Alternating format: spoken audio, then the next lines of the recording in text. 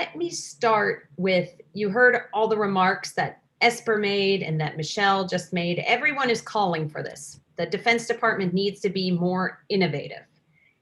Chris Brose said in an earlier session, he's just written a book on this subject. He said, you know, most of the defense budget now is going to military systems that don't have anything to do with the wars that we are fighting. Kath, let me turn it to you first. Is that an overstatement or is he right? I don't think you can understate the challenges in pace and scale of change that's needed inside defense. I think one of our biggest challenges is that many Americans have become comfortable assuming that the hundreds of thousands of millions of dollars that they're spending on defense is being spent well and productively. And I think as you're hearing in a resounding chorus, that's unfortunately probably not the case.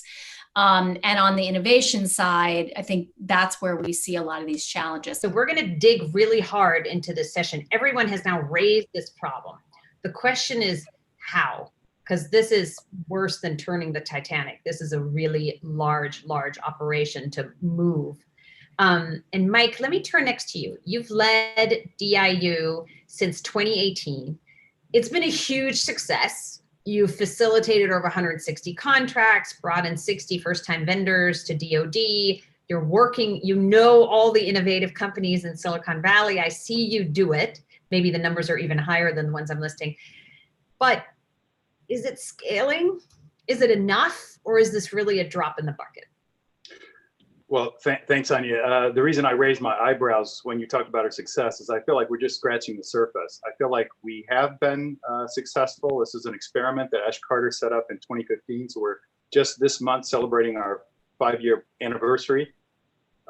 And we have accomplished a lot. We probably influence about $500 million worth of defense procurement. Big number in absolute terms, but let's think about what defense buys, probably 200 to 400 billion a year. So depending on the year. So we're, a small drop in that bucket. And if we really want to energize the flow of commercial technology into the Pentagon, which is the purpose of DIU, we need to do a lot of things to make it easier for successful entrepreneurs like Ryan, who have the creativity and the vision and initiative to be successful with DoD. Well, there's heated agreement. There's bipartisan agreement. There's agreement inside the Defense Department and Congress, and there is a crisis right now, and maybe that will create the opportunity to finally make these hard things happen. So thank you all so much for being at the forefront of this.